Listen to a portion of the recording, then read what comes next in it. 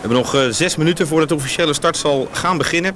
De wedstrijd zal gaan over een totale lengte van 307 kilometer en 75 meters.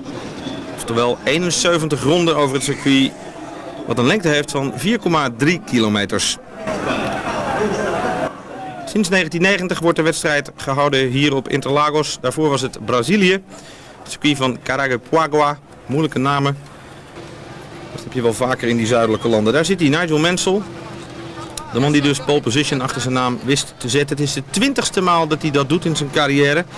En daarmee schaart hij zich naast Alain Prost. De meest succesvolle man met pole position is natuurlijk nog steeds Ayrton Senna. Roger Clark 33, Fangio 28, Lauda 24 samen met Piquet ook 24 en dan Prost 20. En nu ook dus Nigel Mansell in dat rijtje. Dit is het onboardshot van de wagen van Riccardo Patrese, die daardoor de monteurs nog even succes gewenst wordt.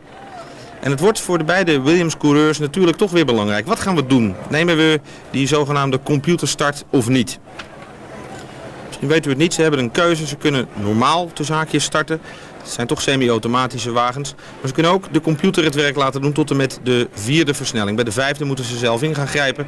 Dan wordt de wagen weggestuurd met 12% wielspin. En naar nu blijkt, heeft Riccardo Patrese dat gedaan in de eerste Grand Prix van het seizoen die gehouden werd op het circuit van Kialami in Zuid-Afrika. Hier wordt de body op de wagen gezet van Ayrton Senna. Je ziet dat cameraatje zit gewoon aan die body vast. Senna die heel veel uit de nieuwe McLaren MP47 gehaald heeft. Ze waren vrijdag, zowel Senna als Berger, zeer ontevreden over de wagen.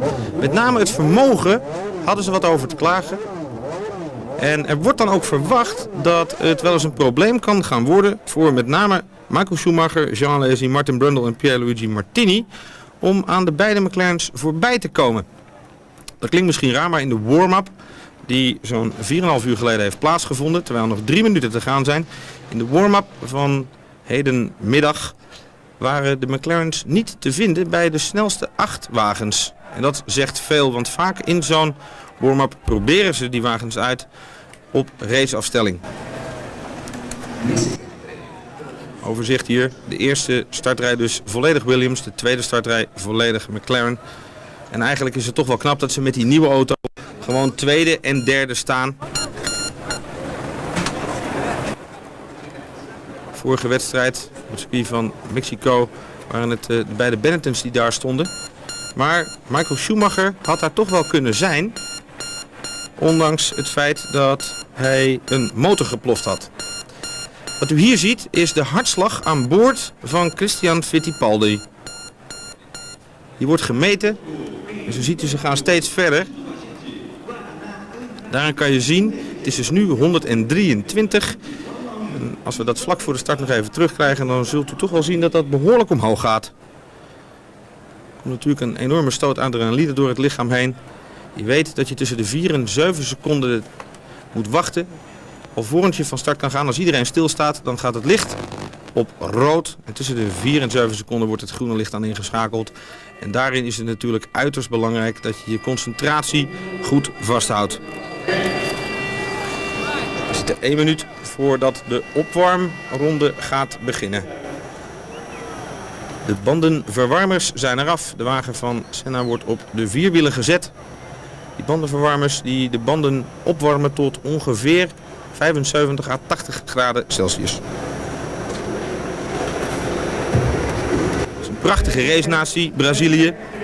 Ze hebben in de totale carrière van het Formule 1 8 wereldtitels bij elkaar gehad. Engeland is op dit moment het beste land met 10 wereldtitels. Het circuit heet Carlos Pace, de beroemde Braziliaanse rijder die 1 keer een wedstrijd won. Dat was de Grand Prix van Brazilië in 1975. En in 1977 verongelukte Carlos Pace tijdens een... Well, for the race, I at least get a new set of tires, and in this morning's warm-up, I was running on tires that done 40 laps already. Jerry Boutsen, his best qualifying performance so far this year. And then we find Ivan Capelli, and we see Gerhard Berger with a problem getting away. And John, if he gets away last, he can't take up his original grid position. Yes, that's right, Gerhard Berger in for a problem. I don't know, it looks to me like he has a clutch problem or he's lost the engine, one of the two. remember, an automatic gearbox in this car. He can't select the gear without pressing the clutch. So for Gerhard Berger, it looks very, very ominous indeed. If he does manage to get it running, he will have to start at the back of the grid. And this is really a pretty awful start for McLaren. Gerhard Berger with this new car. Well, that's good news, I think. We've talked about that this morning for Michael Schumacher, because he needs to get into that first corner ahead of both McLarens. He does indeed, because I think if he doesn't get past Ayrton Senna or Gerhard Berger, certainly now Ayrton Senna, he will find it very difficult to get past Ayrton Senna. Senna will do everything possible, everything that is fair, that is, to retain what I would assume would be third place at the end of the first lap. Michael Schumacher will have to really bide his time a little bit. And look, Gerhard Berger still on the grid now. I think this car is going to have to be pushed away, because unless they can get it started within the next 15 or 20 seconds, that car is going to be in the way for the start of the race. Look, they're fiddling at the back of the steering wheel at the ignition wires. Probably there's the gear change. Well, the gear change, you see, the levers for the gear change are also behind the steering wheel. Berger now being pulled off. He will go into the pit lane, the entry lane, into the pits. And that really looks like it's an electrical problem. Well, I think this car's riding now, John. Well, or else there's very strong mechanics pushing it behind, but I think... So he'll start from the pit lane, we assume, unless he gets into his pit. If we carry on with the grid positions, Capelli and Modena, 6th row, 7th row, Andrea de Cesaris and Michele Alboreto, 8th row, Comas and JJ Leto, 9th row, Olivier Grouillard and Bertrand Gachot, 10th row, Gabriele Tarquini and Christian Fittipaldi, then it's Guzmin and Suzuki, Morbidelli, Hakkinen and Ukio Katayama and Johnny Herbert are on the last and 13th row. Gerhard Berger now and making his way slowly down the pit lane, so he will not be allowed to start until the entire field has passed the pit exit. So a real disaster for poor Gerhard Berger and of course for McLaren. Well, they have their best of luck in the last couple of races, we can say, but here the grid is forming itself. On the left of your screen you can see Nigel Mansell. On the right of your screen, on that front row, is Riccardo Patrese starting his 227th Grand Prix. Mansell here closest to the camera. Then we have Ayrton Senna on that second row. We have the gap, and then we see Michael Schumacher behind Ayrton Senna and Jean Alesi, who has a nice clean road in front of him. Well, I think the man to watch for here will be Jean Alesi, because he's got the opportunity to stick his Ferrari alongside Ayrton Senna's McLaren if he gets any grip at all. As you're looking at the screen on the right-hand side of the screen, that is the dirty part of the track. Mansell on the left-hand side has got the cleaner part of the track. But watch Jean Alesi, he's the second car in line on the right-hand side as we're looking at it on the screen. Well, there's the green flag, and now we're waiting for the 5-second board, then the red light to turn on, and then the green to turn on, and we're away, and it's a very good start from Riccardo Patrese. And Riccardo Patrese and Michael Schumacher flooding into third behind Nigel Mansell, and that's a very good start. But there Ayrton Senna trying to go right the outside, 2-3 abreast here through that first corner, but it's Riccardo Patrese leading from Nigel Mansell. And Ayrton Senna used all his Brazilian muscle to get past Michael Schumacher. He came down the outside of Schumacher. Schumacher a little bit cautious going into that first corner. Oh, and Mansell trying to... Sorry, John. Mansell tried to drive inside Riccardo Patrese, which I don't think was a very wise move on that very first lap. But it's Patrese leading in the Williams. And remember, Patrese who charged here last year at the latter stages of the race when, of course, it started to rain a little bit. But we can see Patrese, Mansell, and then Senna. Yes, Riccardo Patrese leading, getting the benefit of whatever grip there was on the right-hand side. I think the reason was Mansell was caught unawares. You can see Mansell pulled quickly over to the left, but in fact the red light came on and there was not the required 5 or so seconds between. Now look at Ayrton Senna coming up alongside Schumacher, and then just Schumacher squirreling a little bit, Senna squeezing him. Now Schumacher looking for ground or space, can't find it. Senna's there, not giving way. In the meantime, Patrese took the initiative and taken the lead. But Mansell really caught somewhat unawares by the very rapid change from red to green. We see it, Patrese, Mansell, Senna, Schumacher, Alesi. Good start from Martin Brundle in 6th, Martini 7th, Wendling 8th, Goods in 9th, and Capelli in 10th. Well, a good bit of racing there on that very first corner. No one really wanted to give way, but no one touching. Everybody got through safe. Riccardo Patrese has a lead of 1 second, 1.04 seconds over Nigel Mansell. There we see the gap. Ayrton Senna another 8 tenths behind, and 7 tenths behind Ayrton Senna is Michael Schumacher. But it's all academic because the two Williams Renaults are just pulling away, and this is what we had expected to see, although, to be truthful, it was Nigel Mansell we had hoped to see in the front, not Riccardo Patrese. Well, now, in Mexico, Riccardo told us, John, that he didn't have, we're looking at Gerhard Berger, who's found his way onto the circuit, and he's dead last at the moment. Well, Berger doesn't look to be running, in fact, at racing speed. He seems to be running around the circuit, almost as if he's about to come into the pits. So we'll have to wait for Berger to get past us just to see whether he has got a problem or whether he's going to come straight in the pit lane. And already in the pits was Gabriele Tarquini, who's parked his car, so that's one of the heartbeat sensors out of the race. But Nigel Mansell and Riccardo Patrese, we've got an interesting situation, because in Mexico, Riccardo Patrese says there's nothing in my contract that says I cannot win a race. Well, watch Nigel Mansell. He's now going to make an overtaking maneuver, I believe, on Riccardo Patrese at the end of the straight. He was certainly close enough coming onto the straight. All he has to do is just pick up the two, and hopefully, well, didn't get close enough. Patrese also, I think, determined that he's not just going to hand the lead to Nigel Mansell. Oh, and that drama for Stefano Modena in the pits, out of the race, one of the Cecil Jordan Yamahas. Well, another disappointing race for Modena, I would say. Well, very disappointing for the team and Stefano Modena. But here we have these two Williams guys. They're not really racing, but certainly Mansell not terribly impressed with the fact of Patrese out sprinting him into the first corner and appearing to be driving the race on his own, not thinking maybe, as Nigel might hope, as a team. Well, the advantage Patrese had over Mansell after the second lap was 0.4 of a second. Mansell being much quicker than Riccardo Patrese on that second lap, but it's all, well, wait and see really. Mansell being closer again, and maybe into that first corner, John. No, he's not close enough coming past the pit. What Mansell, I think, will do, unless he gets a very clear and obvious shot at Patrese, is sit where he is, not hurt his car, not hurt his tyres, and really just take his time, because it would be wrong to push hard at this stage in the race. There's going to be pit stops. He may well be able to overtake Patrese in a pit stop. So at this point in the race, well, Mansell, I think, just sitting within a second of Riccardo Patrese and just consolidate that second place. In the meantime, Senna's now over 3 seconds behind Mansell, and he, of course, has got Michael Schumacher just under a second behind him. But for Senna, he had to be a bit tough at the start. He had to teach Michael Schumacher a few tricks of the trade. That's why he's a world champion. Well, and a 3-time world champion, rightly so. Johnny Herbert started in 26th position. Well, in the meantime, he's 17th, so Johnny going really well. Talking to Mika Häkkinen after the warm-up, and he said, well, we're looking good for the race because we were only, well, just under a second slower on full tanks than we were in qualifying. So Häkkinen in 21st position and Herbert in the other Lotus in 17th. Yes. As we're nearly another lap gone, lap 4 out of 71. Well, Patrese, probably a second ahead of Nigel Mansell, but as I say, Mansell just sitting there consolidating.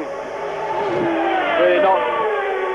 He had a couple of little looks at Riccardo on the opening laps, deciding that there's a long way to go in this Brazilian Grand Prix. And really, to fight amongst themselves at this stage in the race would be rather stupid. A long race. It is warm, it's very humid. Mansell certainly going to make one stop for tyres and anticipating a second possible stop. But here's the point of the race I think is going to be very interesting. Michael Schumacher, you can see him just behind Ayrton Senna. And Schumacher beginning to close up on Senna, but Michael Schumacher, I think, will find Ayrton Senna a very tough competitor to pass. Schumacher's car has been quicker down the straight than Senna's car, but that's not going to mean that he's going to get past Senna easily. I don't think anyone will get past Ayrton Senna easily. At the moment in third place, 4.6 seconds behind Nigel Mansell, who's a second behind Riccardo Patrese. But if you look at the lap times, both the Williams are in the 121, then Michael Schumacher is in the 122s, and all the rest is 1:23 or even slower. Well, this is just in the settling down period of the race.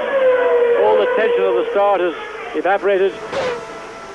Now working to find consistency. What's he shaking his hand at? Is that to let Michael Schumacher pass?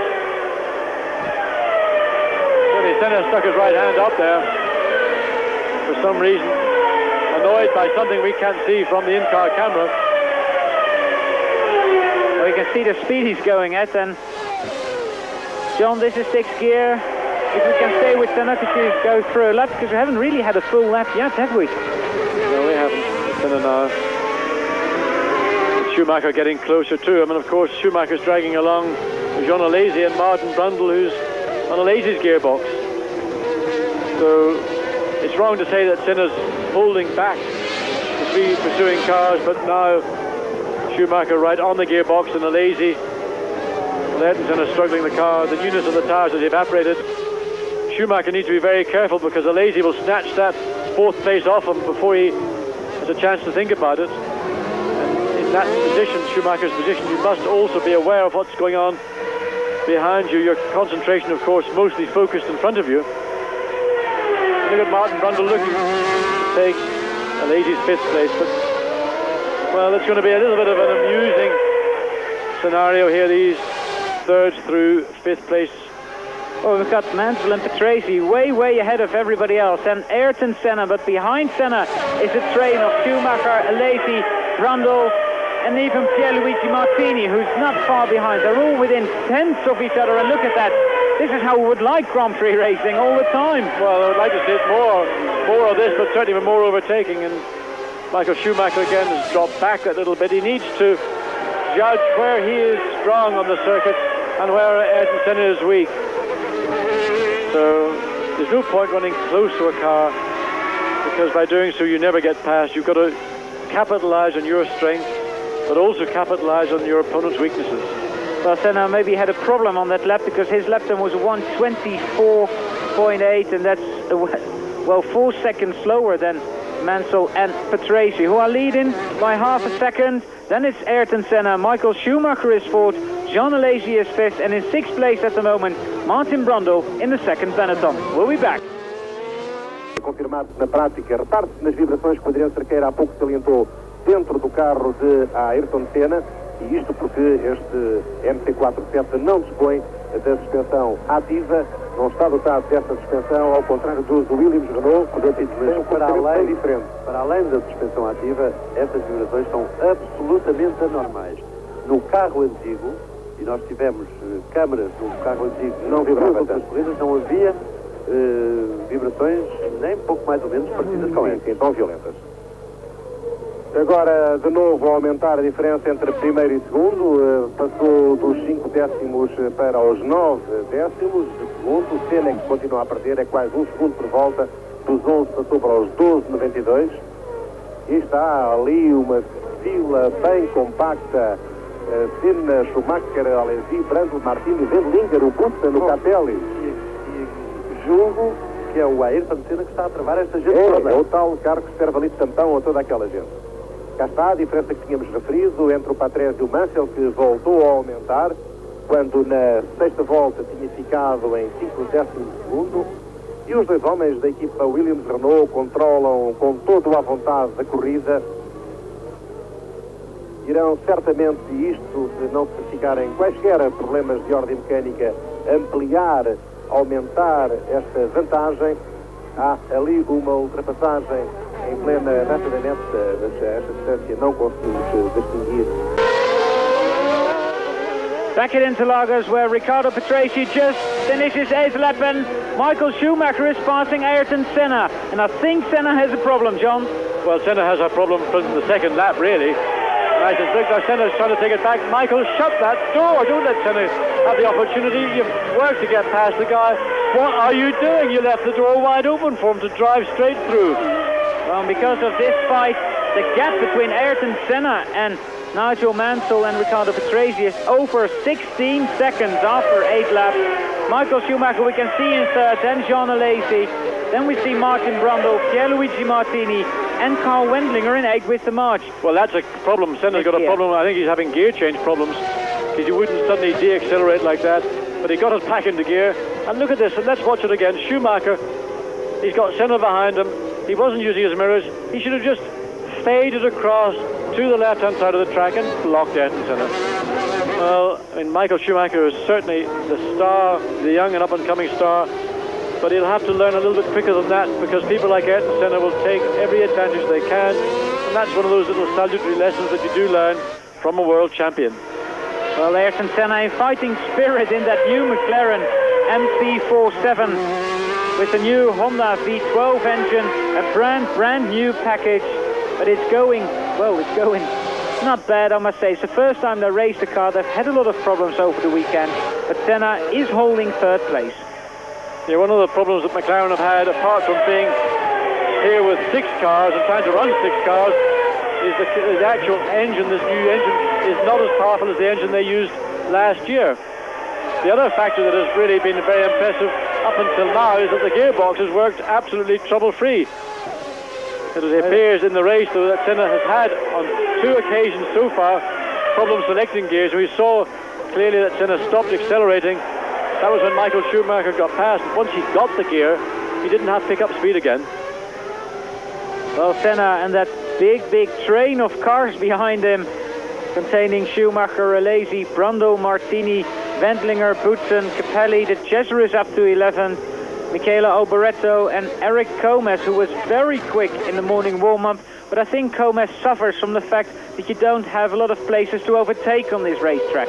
Well, now that the cars are so closely concertinaed, it is very difficult indeed, because of course your momentum is governed by the speed of the car ahead of you.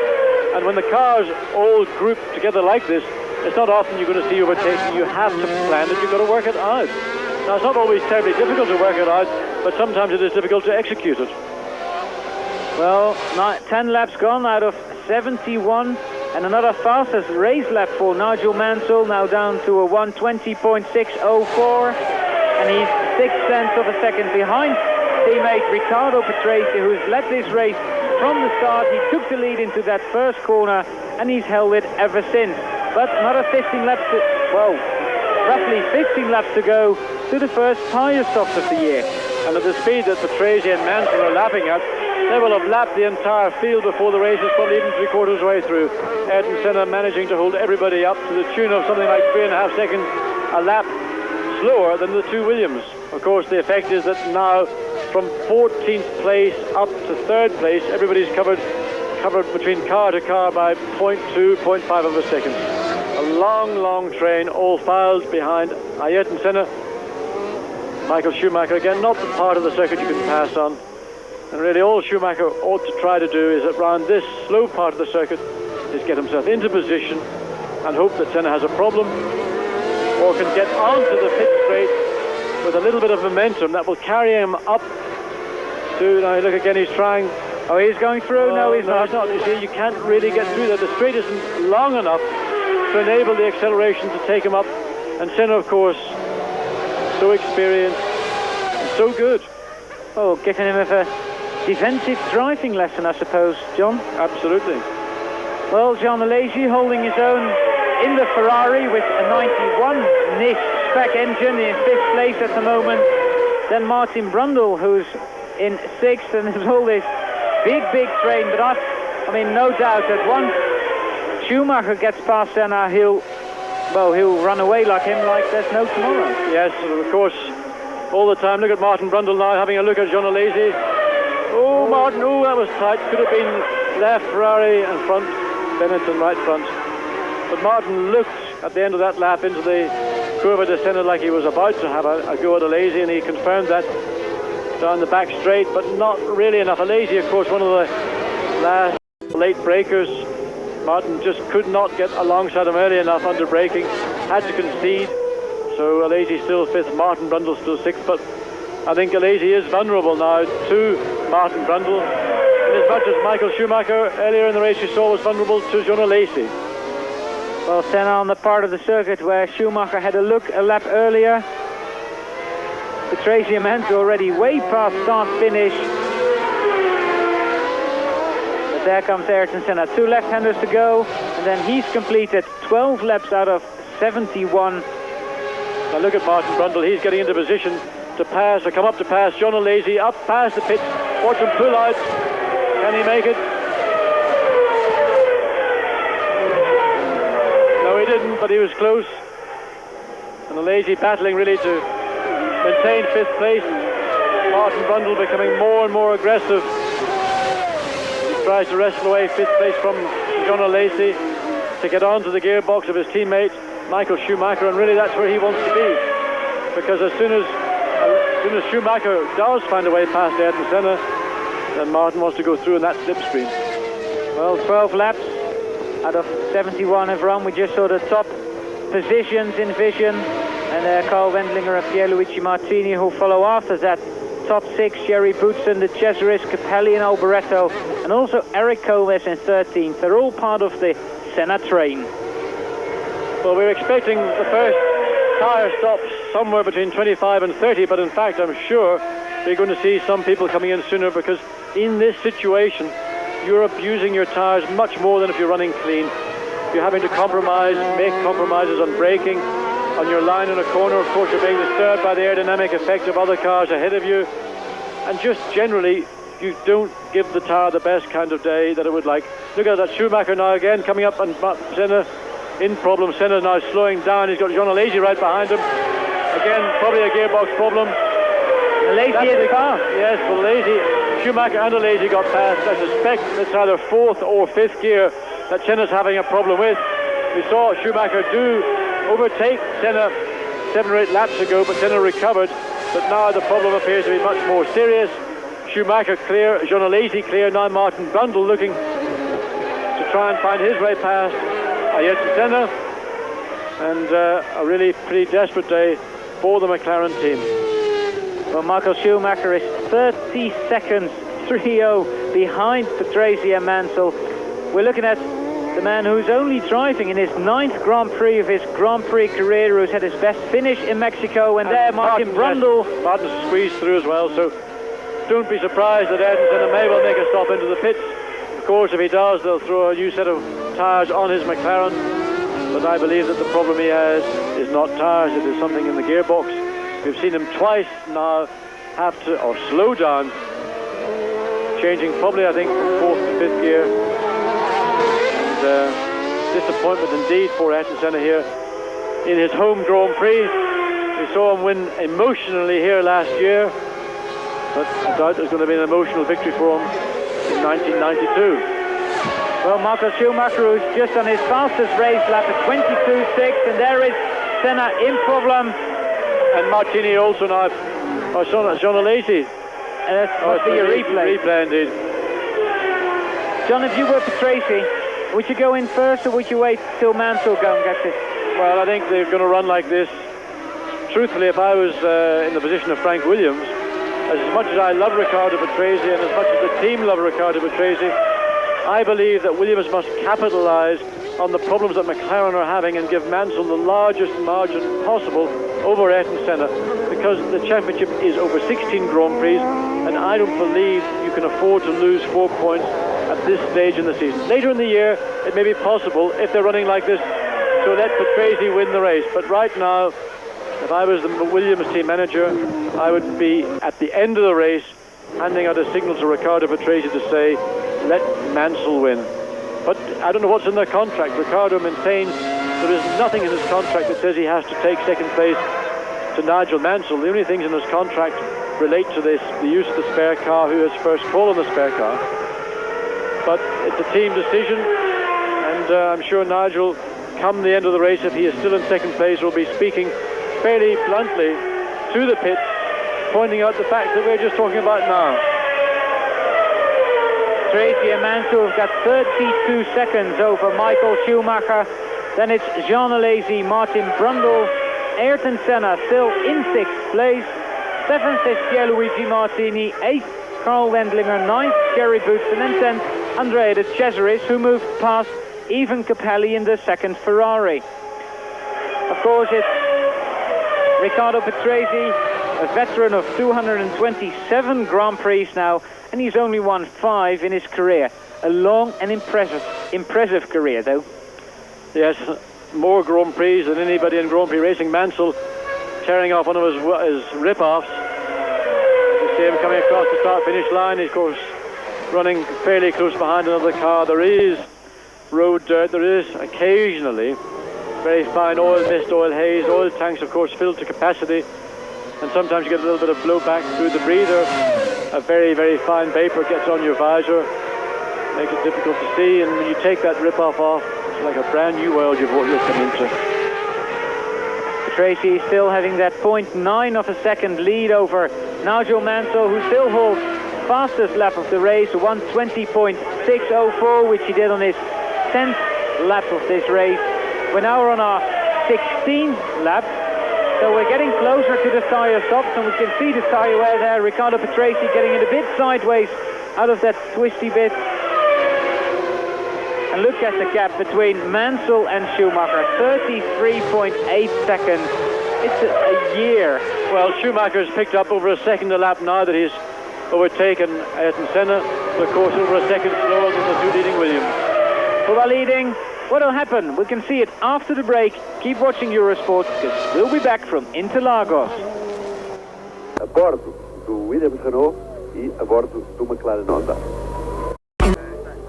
Concluída a 17ª volta, era de 0.9 a diferença na anterior, ligeiramente menor agora, 0.8, enfim, praticamente irrelevante. E o recorde de Gerhard Berger continua por bater, mas provavelmente vai ser batido. Sim, os tanques irão ficando cada vez com menos combustível, o carro mais leve.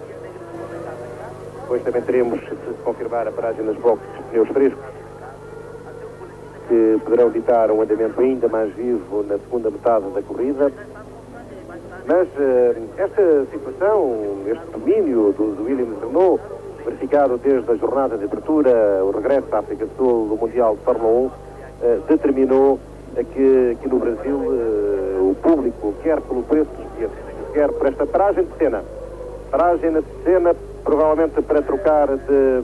Não, abandono. É abandono da Ayrton Senna. Back here at Interlagos, where Ayrton Senna is out of the 1992 Brazilian Grand Prix, and that is not where, well, 70,000 Brazilians come to watch for. Not at all, a very sad sight. Dos McLaren, e nomeadamente do tricampeão mundial Ayrton Senna, é a desilusão total aqui. A cujo acesso não foi permitido à imprensa, a comunicação social, a televisão, tentava mostrar a Ayrton Senna dentro da box, talvez para colher uma reação a quente e uma explicação do motivo do abandono, mas elementos da equipa McLaren vedaram o acesso da câmara da televisão e ao jornalista italiano da RAI, Enzio Zermiani. É de facto pena, mas mais tarde, em outros serviços noticiosos que enviaremos a partir daqui de Interlagos, São Paulo, Brasil, para a rádio e televisão portuguesa, teremos certamente a oportunidade de relatar. No, in fact, both the McLarens out of the race. Another bad weekend for the McLaren team. And here we are back live at Interlagos, 19th lap, and very shortly we're going to see those first pit stops start to take place. Michael Schumacher just behind Tarquini in the Formula Natal. Tarquini, in fact, in 2030, he's 3 laps down. He has been in the pit. Schumacher running some 37 seconds behind the two Williams, running in the 1:22s, the Williams running in the 1 minute 21 second bracket. But really, McLaren have had now 2 successive Grand Prix.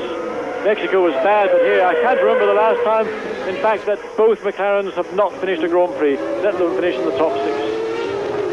Well, third place man here in Brazil is Michael Schumacher.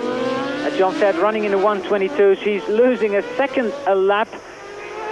Although Benetton was one of the teams, John, you thought might try to go a long distance without a tyre stop. They've got that potential, largely because the car, at its start weight, in other words with its fuel capacity on board, is lighter than most of the other competitors. That's the benefit of the Ford HB engine. It is very frugal, it uses less fuel per horsepower than any other engine. But I think really tyre performance will be more critical. He will probably make a stop. But with the lead that Williams have, Well, what knows? They may decide to try. Williams will probably lose something like 30 seconds. The time that they come in, make the tyre stop, go back out again. That window is probably about 30 seconds, so it's a gamble. The strategy that Benetton have, to some extent, may be dictated by the speed that the Williams cars can come in and out of the pits. So maybe Schumacher, one of the leisure cars, to make a pit stop. But at the end of the day, I suspect that the performance of the tyre will deteriorate to the point where the time lost in the pits is less than the time lost on the track by not making a stop. Nigel Mansell sitting comfortably behind Riccardo Patrese. I suppose Nigel will wait until the pit stops are going to come, and then we see the two teammates, the white number 6 and the red number 5. And in it's 121s, and I mean, they don't seem to be pushing that hard. Well, they're not going out for Sunday afternoon run, I can promise you that. When they're driving hard, or as hard as they feel is prudent, they don't want to go absolutely flat out because there's no point in that. Mansell really hasn't had an opportunity, a clear opportunity to take the lead. So the situation, I think, will remain as we see on the road until we come to the pit stop. Then anything can happen. And who will come in first is a question of, I think the team will make that decision. They may choose to bring in Patrese first, since he's the man who is, let's say, is the more expendable of the two. But Williams totally in control, utterly dominant here this weekend, as they have been over the previous 2 Grand Prix. And really everybody else has got so much work to do to narrow the gap. And remember, this is Williams' 1991 car. It's also a modified version of the 91 engine. They've still got the 92 car to come, and Renault have still got their 92 engine to appear. So the opposition, well, difficult times ahead. But also it's a funny game, motor racing, John, as you know. There's a penalty there on the right-hand side of your screen. Yeah, Christian is in 20th place in this race. He's just been lapped. He's 1 lap behind, and Christian had to appear before the stewards in the meeting this morning for making practice starts during the morning warm-up. Yes, drivers used to do that quite a lot, but now there are so many rules and regulations on Mansell. Look, closed right up onto the gearbox of Patrese. He's closer to Patrese here than we've seen for quite some time. Well, Patrese trying to lap Ukiyo Katayama. Blue flags being waved at Katayama. Of course, Patrese will pay no attention to that blue flag. He knows Nigel Mansell's behind him. This is an opportunity for Mansell because his momentum will not be lost quite as much as Patrese. Katayama ahead of Riccardo Patrese, the lead of these 3 cars. We're looking at it from Nigel Mansell's cockpit. Patrese really didn't judge that situation with Katayama very well. Mansell trying to slide through. I hope Katayama is aware that Mansell is on his left-hand side. Both through safely. Well done, Mr. Katayama. He's acquitted himself very well indeed with Formula One, because in a car that isn't necessarily particularly competitive, you've got to look ahead of yourself, but also be aware of what is going on behind you. And sometimes you might see the one car, but you're not aware that there are 2 or possibly 3 cars all looking to get past at one time. Well, Katayama did a good job there, let both Williams through and didn't really impede either driver. No one won, no one lost any ground. Well, we've got a Williams pair in the lead, as we did have in Mexico and South Africa. It's just a different driver leading at the moment. Yes, Mansell's quicker around this part of the circuit. We've seen him now close up to Patrese. And I suspect Mansell really is going to try, if he's going to make an overtaking maneuver, to do it as we come past the pits into the tight downhill left-hand corner.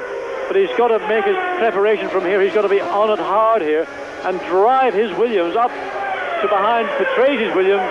And then as they come past the start-finish line, pull out and dive down the inside. But he's not close enough this time. But he is, in fact, getting closer each lap. 0.4 of a second was the difference on lap 22.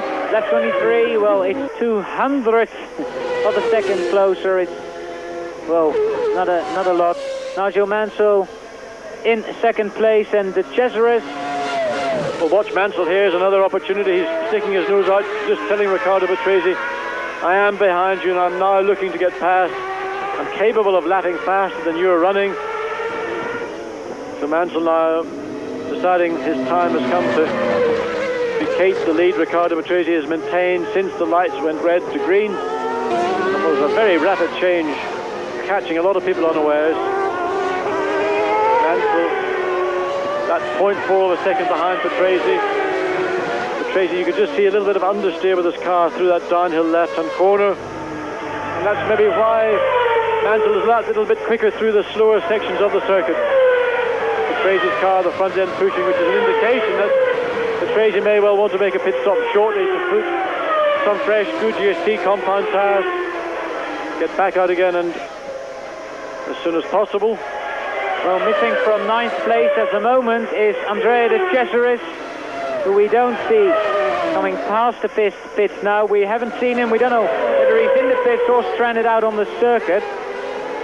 Andrea, he's 2 laps behind. We've missed him for the last 2 laps. Well, that moves even Capelli and all the rest behind even up to even 1 place. So Capelli now up to 9th, and De Cesaris, after a good showing again, out of the race. Well, we see the Benetton pit now preparing for, well, I don't know who's going to come in first. Will it be Brundle or Schumacher? Schumacher currently 3rd, Brundle running in 5th place. But the focus really on Mansell and Patrese. Patrese still leading by just 0.2 of a second. Again, Mansell right on the gearbox of Patrese. Mansell's car working better in the lower speed parts of the circuit, but he's not being able. Here we see the Benetton coming in. Oh, and Schumacher is the first one in. Michael Schumacher, the first man. But we thought maybe the man who could go the distance on.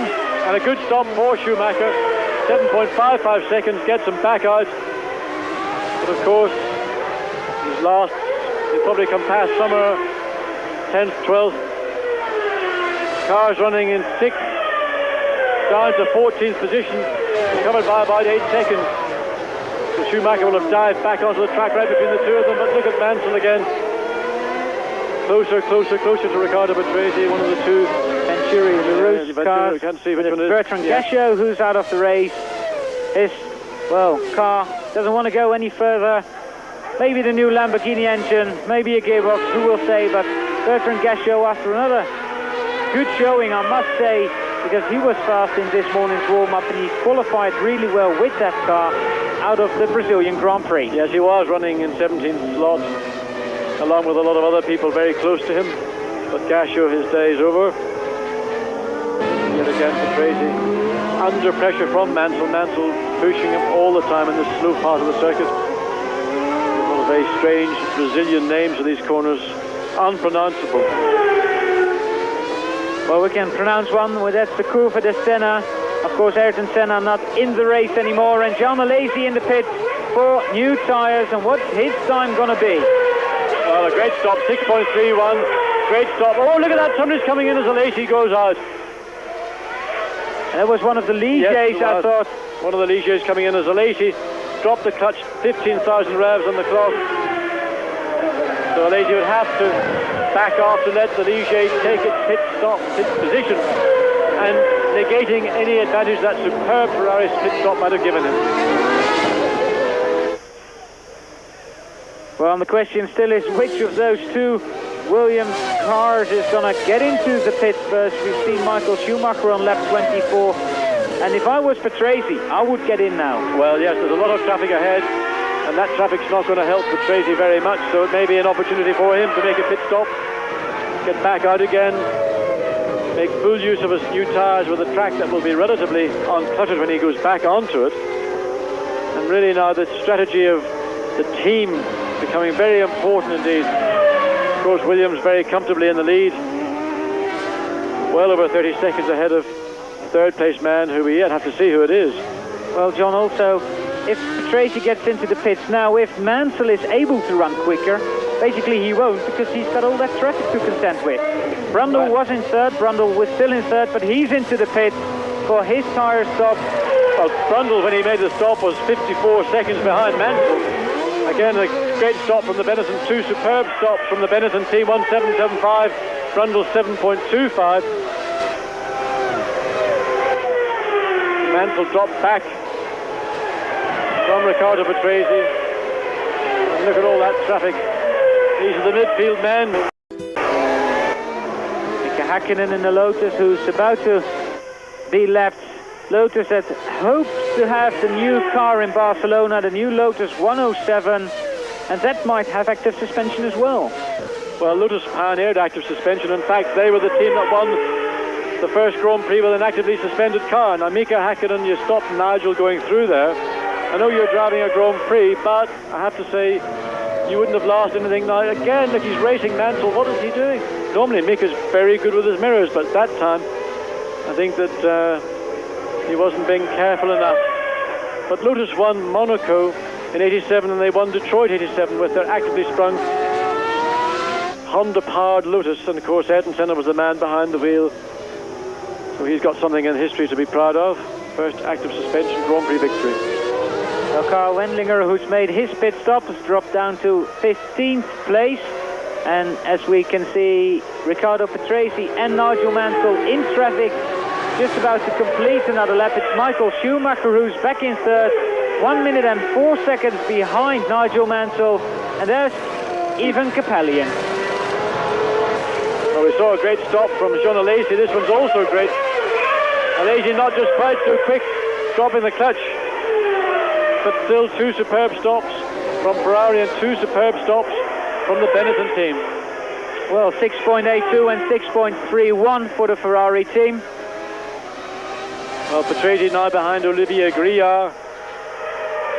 Grillard has also been a difficult man in the past to get past. Now, Grillard, what are you doing? Oh my goodness!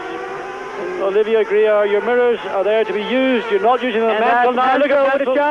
Well, he's in the wrong place. Patrese will just shut the door. But that is really something we've seen from Olivier Grillard a number of occasions. Certainly he did it when he had very uncompetitive machinery. He now has got much more competitive. Well, he's woken up. He's suddenly seen that there are two Williams behind him. Made way for them to go past, but I have to say at the end of the straight he could well have taken the race leader out of the race. Patrese relying very much on Grillard, giving him the corner. Grillard didn't do that. Williams pits now very much prepared for Patrese or Mansell to dive in. If I was Mansell, I'd be in the pit straight away. Well, Michael Schumacher on his new set of tyres doing a 1:21.7. That's quicker than he'd gone before in this race, but the gap is 1:03, and Mansell is the first Williams in. Yes, well, I think that's sensible for Mansell to get in. He's getting held up in this traffic. He is better to go in, fit new tyres, come out. Hopefully he'll have a clear track and can claw back the time that he and undoubtedly Riccardo Patrese are losing in that gaggle of traffic ahead of them. That's a cautious stop from Mansell and the Williams team, 8.5 seconds. Nigel Mansell really wanting to make sure, as the Williams team did, that there were no problems. We saw in Portugal last year when Mansell really lost the World Championship, could we say, when there was a problem with the right rear wheel. But no such problems this time. Mansell back out. Look at that clear track ahead of him. He can fully capitalise on his fresh tyres. So we're now waiting for the race leader to get into the pits, and I think the window Goodyear said was quite right, between lap 25 and 30. All the drivers get into the pits. Well, that really, Mansell, I have to say, is the race leader now. Technically he's not, because Riccardo Patrese is of course ahead of him. But Mansell, who came in early, has got a clear road. He will now be able to take full advantage of those new tyres, while Riccardo Patrese is still fighting his way through the slower cars, the ones that they were having to lap.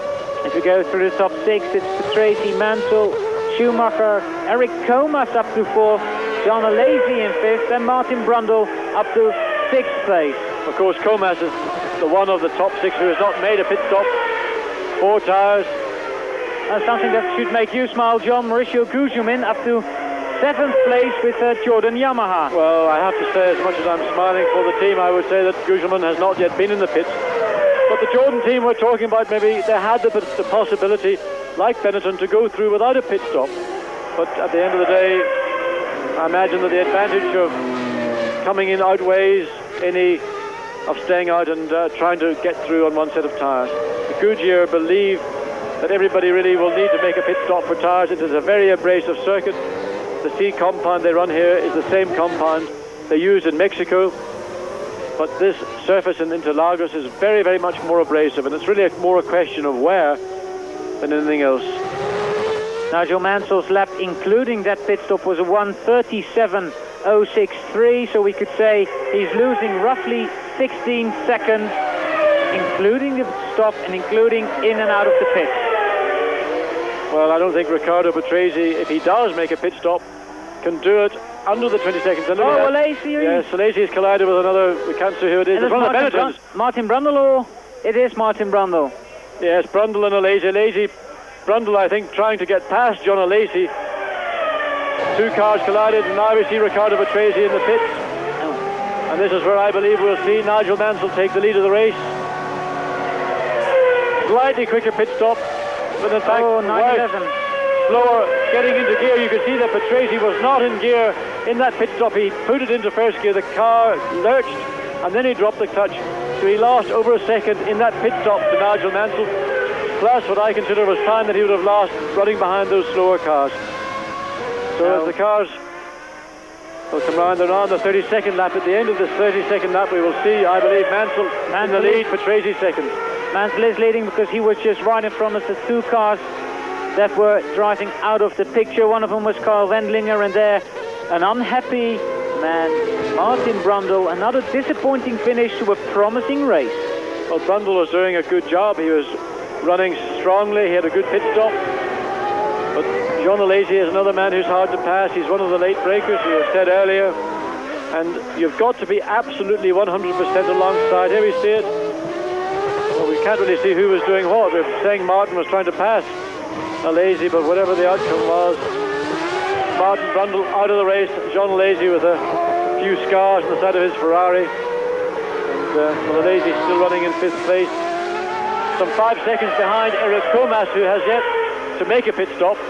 Comas some 12 seconds behind Michael Schumacher. And then in 6th place at the moment is Mauricio Gugelmin, but as you said, Mauricio also still having to make that pit stop. But Nigel Mansell is leading the Brazilian Grand Prix on lap 32. He's got 5.3 seconds over Riccardo Patrese. And look at Nigel's lap time, a 764. Well, and that is quick. Well, that's his response to Riccardo Patrese, leading him for some 30 laps in the race, and he's just saying to Riccardo and the team, I'm the #1 driver in this team, whatever the contract says. Well, 5 seconds the difference between the two leaders. We'll be back after the break. His teammate, Ivan Capelli, who has, and in 6th position now, it is, believe it or not, Michele Alboreto in the footwork Mugen. And this is the first time that I can remember a footwork as opposed to an arrows being in the points. The last time I can remember one of that team's cars finishing in the points was Caffey, 5th place at Monaco in 1990. They've had a very barren period, and Alboreto is fighting back in the points, the Italian veteran, ex-Ferrari driver. But the Williams cars are well away now, 40 seconds ahead of Schumacher, and it seems to be just a case of keeping them running, and whether Mansell, as he laps the Ligier, can get well away. He's in the lead now, and he's just got to be very careful as he threads his way through the field, as out of the pits goes Mauricio Gugelmin in the Jordan Yamaha. He lives in Curitiba in Brazil. Well, now Riccardo Patrese has got a major problem now. The problem, of course, is that he knows that it's his teammate Nigel Mansell, who won in South Africa, who won in Mexico, who is in such dominant form this year, who is ahead of him. And certainly Riccardo has lost the psychological advantage of being that much ahead of Nigel. Estamos de novo em direto a partir de Interlagos, São Paulo, Grande Prémio do Brasil. Comandante é Nigel Mansell. Nigel Mansell, depois daquela troca de pneus e daquela confusão, naturalmente, que gerada por aquelas paragens, foram 2 voltas consecutivas de paragens dos 2 pilotos da frente, portanto... Welcome back live here at Interlagos in Brazil, where we're watching the 3rd Grand Prix of the 1992 season. And it's Nigel Mansell, Red Knights, John, who's leading this Grand Prix. 5.5 seconds in front of teammate Riccardo Patrese. The Williams 1-2 whoops is 3 seconds, and it's a new fastest lap and lap record for Riccardo Patrese on that very last lap. Just as I was saying, the gap was 5.4 seconds. Yes, well, Mansell's now got the traffic that he avoided when he made his pit stop. Riccardo Patrese has been able to run relatively clear of traffic now. He's caught up to the two Ligiers of Comas and Boutsen. So that will impede his progress momentarily. We saw back in Mexico that the two Ligiers caused that little bit of difficulty Martin Brundle had when he had Gerhard Berger running on his gearbox. So now Riccardo Patrese, well, he's been allowed through. Boutsen pulling over to the left, letting Patrese through. Now he's got to contend with Eric Comas. Comas running an 8th and Boutsen 9th, but of course they're now one lap down. Massey, Michael Schumacher in third, and Riccardo Patrese in second, Nigel Mansell in first, but Thierry Boutsen and Eric Comas 8th and 9th at the moment, and in all three races so far we've seen them around that area, around this stage of the race, and every time Comas a little bit quicker than Thierry Boutsen. Yes, Nigel just getting past Michele Alboreto. Alboreto currently 6th. Again, we don't believe that Alboreto has had a pit stop. The best performance we've seen so far this year from the Footwork Mugen team. They're gradually coming to terms with their Mugen V10 engine. That was the engine that Honda used back in 1990. Won championships with Mansell, Patrese, first and second Patrese. Again, getting that, you know, it's very difficult. Your rhythm gets so disturbed when you're coming up through the back markers, and what you need to do is at times on the straight is just maybe even lift off early, not to overrun the car that you want to pass. It's very important to make your judgment about how you're going to pass, where you're going to pass, and sometimes you lift off earlier than you would ordinarily do. Sometimes you've got to go very, very late and very deep. But once you put yourself alongside the car, then of course you've compromised the other car anyway. But your times tend to seesaw by up to half a second, maybe a second in some cases. Patrese trying to lap Johnny Herbert, who is in 7th place, and I think for the moment that'll be the drive of the race. Johnny coming from the very last row of the grid up to 7th place. Well, good achievement indeed with the Lotus 102 with the Ford HV engine. Mansell, Patrese, Schumacher, that is the top three at the moment. And remember, you're watching it live here on Eurosport.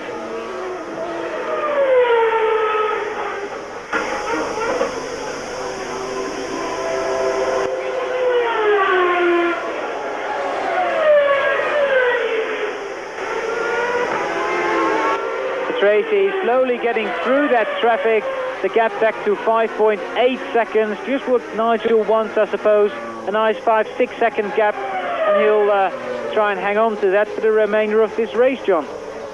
Yes, I'm sure that 5 seconds is a comfortable enough lead for him, particularly with your teammate behind you. But we've seen in the previous Grand Prix that Nigel's not content with 5 seconds. He wants 15 or 20 seconds. And he knows that Riccardo is strong. He will push very, very hard. But right now, really, there's no purpose in either driver doing more than they're doing. They're running in the low 1:21, high 120s. And that's all they have to do. Schumacher, 44.5 seconds behind. No threat whatsoever. So really, the team, I'm sure, talking to both drivers, saying just maintain your pace. There's nothing to fight for. Let's get this race under our belts and go home with Nigel Mansell and Riccardo Patrese, first and second in the Drivers' Championship. And of course, the Williams-Renault team leading the Manufacturers' Championship by a long, long margin at the moment. And look at this, oh, we saw that coming. That was as clear, and Johnny Herbert taking out as well. Well, that was a little bit fundamental, I have to say. What Thierry Boutsen hoped to try to do with his teammate Eric Comas, I'm not quite sure, but certainly that will not endear Thierry Boutsen to Mr. Guy Ligier. He'll have been sitting back in Vichy glued to his set, I hope watching Eurosport Live. And really very, very unimpressive. Well, that wasn't really on that maneuver, I think. Not at all. Thierry. Not at all. Thierry was not close enough. He put himself a look, and then Johnny Herbert, who really had done nothing wrong at all, had Boutsen reverse into his left front wheel, into the sand trap. Well, Johnny's out, Bootson's out, Eric Cummins, we don't know whether he's struggled round a lap. Well, I'm happy I don't have to phone Guy Ligier to tell him this news. Well, I think that whoever does it, it's not going to be Thierry, but I think Thierry should be the first person to get on the phone and apologise to his team leader for a really sort of fundamental error. The Ligier team was looking for a points finish here in Brazil, and both drivers being in 8th and 9th position, I think they could have gone on to finish in the points, and also Johnny Herbert, but that's motor racing, I suppose. It moves a lot of people up at the moment. Eric Comas, who's still on our screen, but I don't think he'll be going around much longer. Carl Wendlinger is now well into the top 10 with the March and the Ulmer engine, and again, the Ulmer engine being a reliable and powerful package.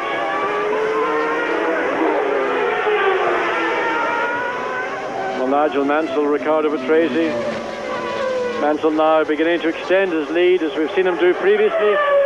Just over 8 seconds again. A 1 minute 19 second lap from Nigel Mansell. Playing the traffic, I feel, probably more to his advantage than Riccardo Patrese is able to do at this point. And you know, that situation we've just seen with Boutsen and Comas, it could so easily have involved this man Riccardo Patrese, because only a lap earlier he was passing those two Ligiers. Schumacher now 46 seconds behind Patrese, some 54 seconds in total behind Nigel Mansell.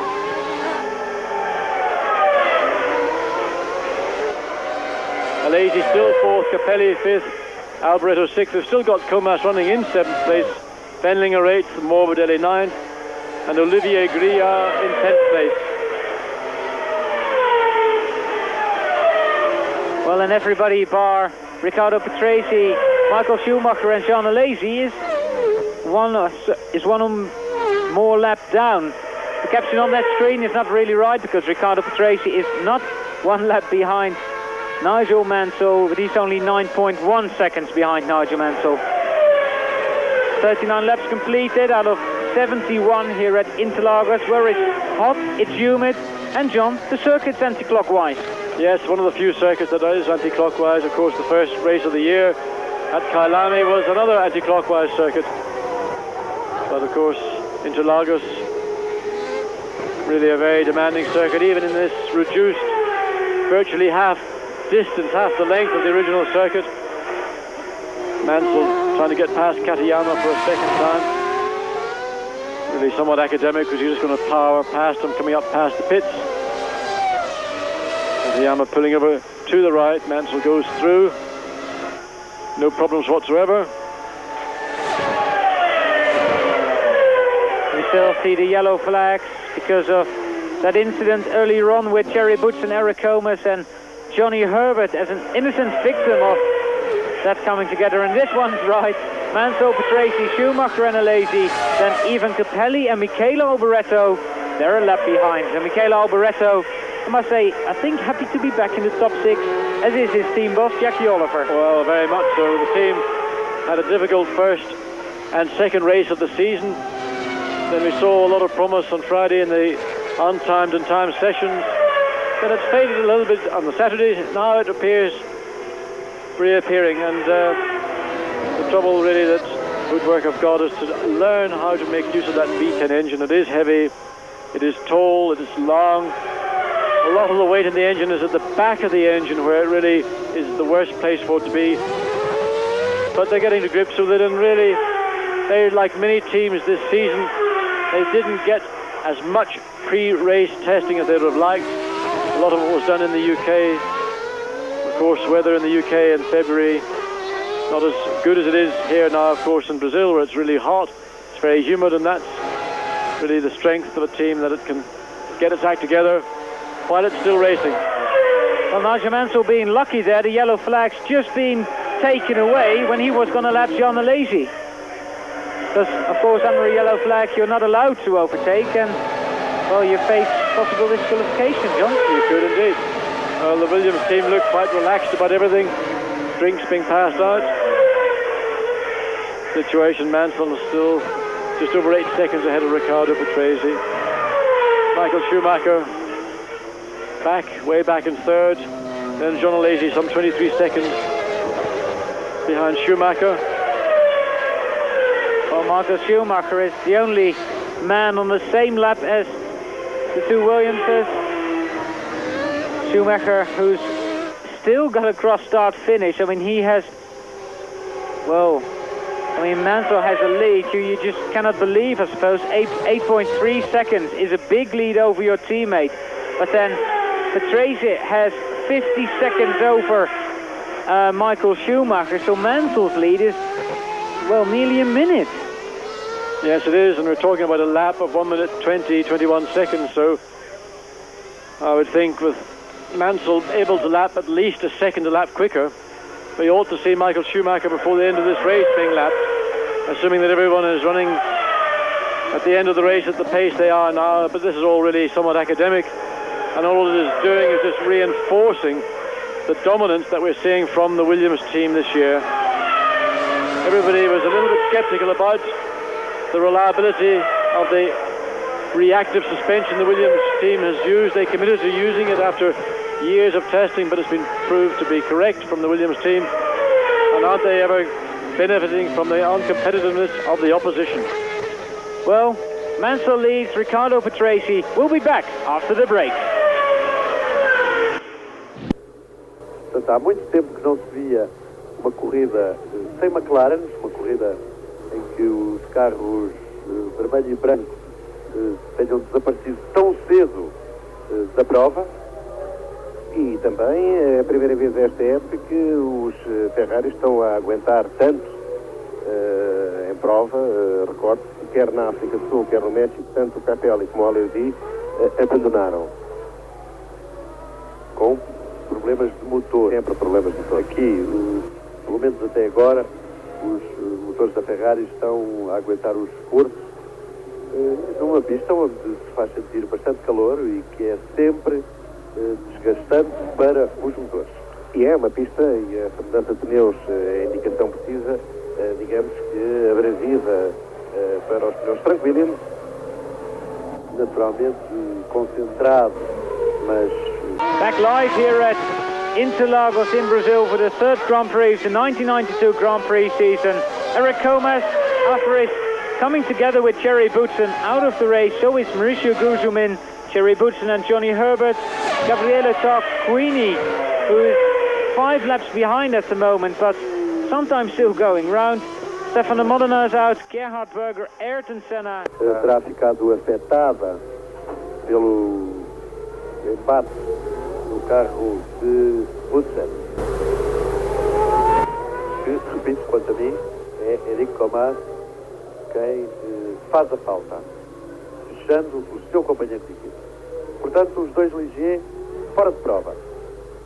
Vendinger passa para a 7ª posição, Morbidelli é o 8º, Gruyar 9º, Mika Hakkinen 10º, Christian Fittipaldi 11º, Katayama 12º, Leto 13º e Tarquini 14º. 27 voltas para o final. Mansell rodando agora em 1.20.13, Patrese 1.20.24. É muito semelhantes os andamentos dos dois Williams, primeiro e segundo. We're seeing a high retirement rate here. Riccardo Patrese running in second place. The two Williams leading the race and running like clockwork. John Alesi now going to be lapped by Riccardo Patrese. He's already a lap down on the race leader Nigel Mansell. Mansell some 9.2 seconds ahead of Riccardo Patrese. Really, these two Williams running at a speed which is in a different world to the opposition. Michael Schumacher there, still running in third place, and really, Benetton, that's the best I think that they can expect from their current equipment. Again, they've got a brand new car. It's going to be tested on Tuesday at Silverstone. Quite a different car to this B191B, which we see. Of course, it'll still retain the Ford HP V8 engine, the new Cosworth Ford V12 engine, which is about to start chassis testing very shortly. Isn't expected to be seen in a race car at a Grand Prix until probably the very end of the season, but more than likely the 1993 season. So the Benetton team is going to have a dual program going on with the brand new car, with the current Ford HP V8, and the existing car with the V12 Ford engine, which of course is going to be another very compact and very light engine. Well, Christian Fittipaldi, we can see his pulse rate 148. The higher low, John? You should I would know. say that's pretty low, in fact, because, well, he's a young man, he's very, very fit. So really, at the race that he's having, he's not having to race hard. He's just basically going through the motions. I mean, he may not agree with that, but I mean, he's not really having to do an awful lot of hard work. He hasn't got people he's looking to take position from. He's not under pressure from someone behind him. So around 150 heartbeats per minute. He will, of course, have spikes. He misses a gear change, or maybe he misses his braking point, so it might momentarily, let's say, leap up to the 180s. But that's a very, very brief, I would say 150 where his pulse rate is right now, is about right for a young man in this position in his home Grand Prix. Well, he's in 11th place at the moment, and Christian Fittipaldi before the race said we want to do a lot of laps for that new Lamborghini engine, and that's just what the man's doing. Mansell, Tracy, Schumacher, that's the top three. Then John Alesi in fourth, Ivan Capelli is fifth, Michele Alboreto sixth, Carl Wendlinger seventh, Gianni Morbidelli in the fastest Minardi Lamborghini is in 8th place. Then is Olivier Grouillard in 9th, and 10th Mika Häkkinen. And that's after 45 out of 71 laps. But no one can touch Nigel Mansell. He's 10.3 seconds in front of teammate Riccardo Patrese, and that is a long, long way. Yes, Mansell really now running at the pace that he's comfortable in, and it's quick enough to just gradually draw further ahead from Riccardo Patrese. Patrese really not attempting to respond to Mansell's lead, and I do suspect that once the pit stops determined the lead on the track, that really would have been the end of the story. I'm sure Riccardo has been informed that don't push Mansell, don't try to make any more of a race of it than you did before the pit stops. Your day will come, Riccardo, and let Mansell capitalise, get 30 points in the bin, because when we come to Spain, the first of the European Grand Prix, believe me, Ron Dennis and his McLaren team are not going to be running at the level they've been running here this weekend. Now, talking about the McLaren team, a lot of people say, whoa, the Williams team, they're so much better than anyone else, but not so long ago we had those red and white cars being way, way ahead of anybody else. Yes, they were, but in fact last year on performance, probably over the course of the year, the Williams was the most competitive car. But it had a lot of unreliability problems, and of course there's a few cockpit problems as well. But the team have really done an outstanding job over the winter. They did a lot of testing with the active ride suspension, further refinement to the gearbox, and take no credit away, Renault have done a fantastic job. And we had Nigel at the end of the year really labouring the point that Honda had stolen a march over Renault in the second half of the season. Well, Renault and Elf, the fuel suppliers, have done a really great job. They've got an engine that is quick, it's reliable. Well, they've just done what Williams have done, provided the most competitive equipment for their two drivers in 1992. Yeah, the heart rate now up to 175. So do you think that's because Michael Schumacher's behind him, or just he's suddenly getting his act together and getting on with the program a bit more? Well, it's higher than what we're having at the moment here in the commentary booth, although it's about, I think, low to mid-80s outside. It's probably low to mid-90s inside here, but Christian Fittipaldi, well, might have a little fried. He might have seen Michael Schumacher and been thinking, where is the man going to overtake me? And there he goes through, just before the point where Senna and Mansell had a slide coming together yesterday.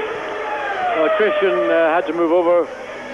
He had to go a little bit wide on the entry. Of course, he had picked up a lot of rubber and dirt on his tyres, but safely through for Schumacher. And it was interesting, that little pulsometer that we see from time to time with Fittipaldi. I suspect if we get to see him again on his own, his pulse rate will be back down to the 148, 150 beats per minute. You know, that's the kind of heart rate that you'd expect a marathon runner to be exerting, so it puts it sometimes into context. That's the heart rate that a driver will maintain for the hour and 3/4 of this Grand Prix. And that is the kind of fitness a Grand Prix driver needs. He doesn't need to be built like Charles Atlas. He needs to have stamina, and really, most importantly, it's not just the stamina, it's the ability to recover quickly from that exertion. Because throughout the course of a race, you have moments of intense concentration and exertion, other moments where you can cruise and catch your breath. And it's that ability to recover quickly that is the indication of true fitness.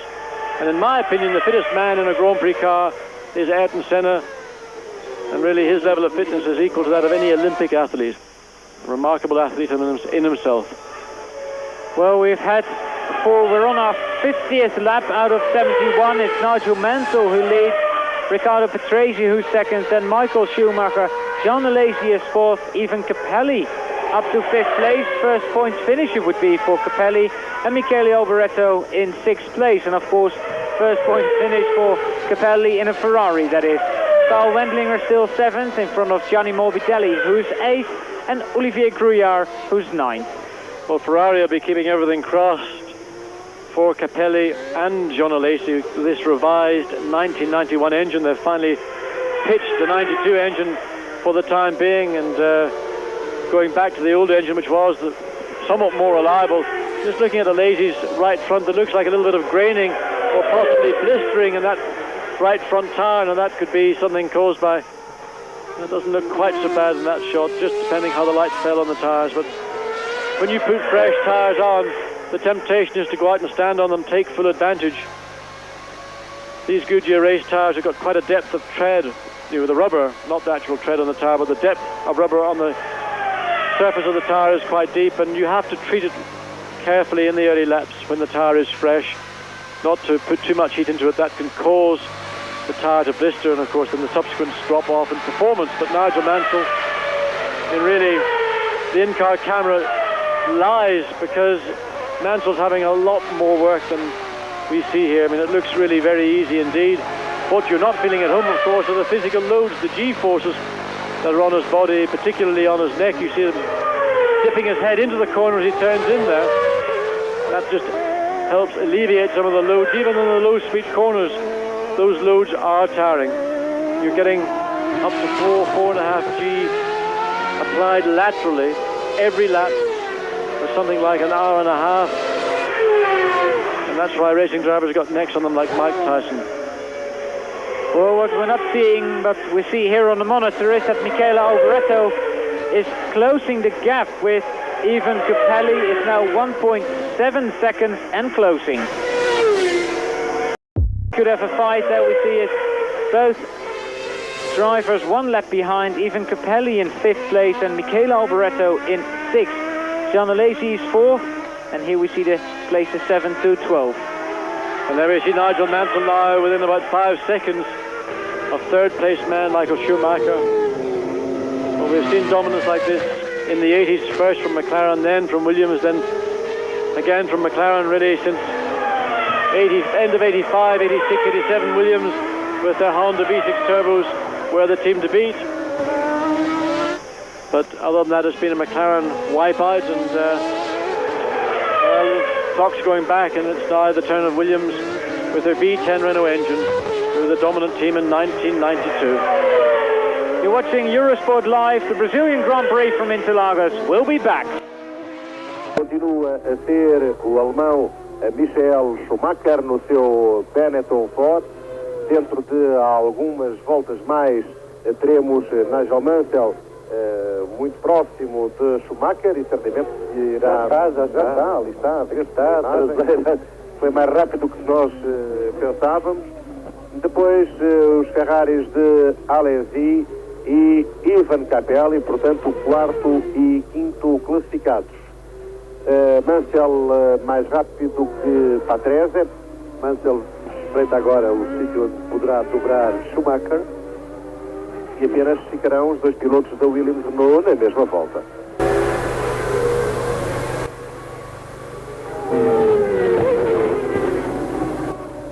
Ali ainda não dá. Voltamos ao interior do carro de Mansell. Ele não tem pressa nenhuma. Tem tanta volta para conseguir consumar a ultrapassagem. mais uma vez chamamos a atenção do senhor espectador para as menores vibrações no interior do Williams, relativamente àquelas que vimos no início da corrida com o McLaren no MP47 do Ayrton Senna. De facto, é incrível o comportamento de um e de outro carro, a melhor estabilidade, o melhor comportamento, o volante com menos vibrações, toda a suspensão por parte do Williams, que é equipado com as denominadas... Agora pode dar travagem para o resto do Senna, facilmente. Here and you see, back here in Interlagos I should say, and then Nigel Mansell, I think teaching Michael Schumacher a little lesson, John. Yes, Nigel thought that Michael hadn't been quite so cooperative, and he just, after he took his foot off the brakes, he allowed his Williams to run just slightly wide and made Schumacher turn right instead of turning left. You know, it's an old master teaching a future master. Another little... Michael Schumacher's learned, I think, 2 or 3 tricks in this Grand Prix. Not that really Schumacher did anything particularly wrong, but of course Nigel feels... Look, let's see it again. Mansell now coming down the inside. Oh, foot off the brake. Just run a little bit into the middle of the road. Oh, sorry, Michael. Scusi. Didn't mean to do that. Get the message, son? Yeah, we saw that last night in that second qualifying session, John. Well, let's not talk about that. A few bruised egos and whatever, but Michael Schumacher wasn't really necessary for Nigel to do that, but of course he is the race leader, and it is the duty of everybody else on the racetrack to recognise that and to allow the leader to go through as unimpeded as is possible. Well, he's leading by over 10 seconds still, and there Olivier Grouillard, his race is run. The Ulmer engine is given up the ghost, and also falling backwards rapidly is Carl Wendlinger. Yes, now Grouillard's probably going to do what we saw him do in Mexico, and that's drive a blown-up engine back to the pits. Now, he isn't paying for those engines, Ken Tyrrell is, and I don't think there was much left of the engine in Mexico, and when an engine blows up like that, you want to stop as quickly as possible. Whatever is salvageable, you want to use it again if possible, even just for a test engine. But by driving it back to the pit, you guarantee it's just fit for the biffa bin. Well, that's one engine gone out of the Tyrrell stock then, and we had a glimpse of Carl Wendlinger, who's just to be put on another lap by race leader Nigel Mansell. And, well, I can't see anything go wrong for Nigel for his 24th career Grand Prix victory. Well, Grouillard's made it back, and I suppose at least one of those cylinders will look like a ploughed field. But let's not be too congratulatory to Nigel Mansell at this stage. He's only on his 55th lap. There are 71 laps to go. I hate referring back to last year, but of course in Canada we saw Nigel on the last lap of the race all but one, waving to the crowds, and then little more than half a mile from the finish the car came to a stop. So a lesson he learned there is never to accept any plaudits until that checkered flag is out and you have passed it. Well, Mika Hakkinen is now up to 8th place with the Lotus Ford. Of course, the other Lotus parked in the gravel by Johnny Herbert, being taken there with him by Jerry Boutsen, I should say, because Johnny, a very innocent victim in that little incident. But Mika Hakkinen, the Lotus, he said he was optimistic before the race, and he's doing his best in 8th position. Yeah, both Lotuses really had a lot of handling problems, but it's sometimes strange. You fill the car full of fuel, and it's almost as quick as it is when you're empty. And that appears to be the case with the Lotuses here this weekend. When they filled the thing up with fuel, it was competitive.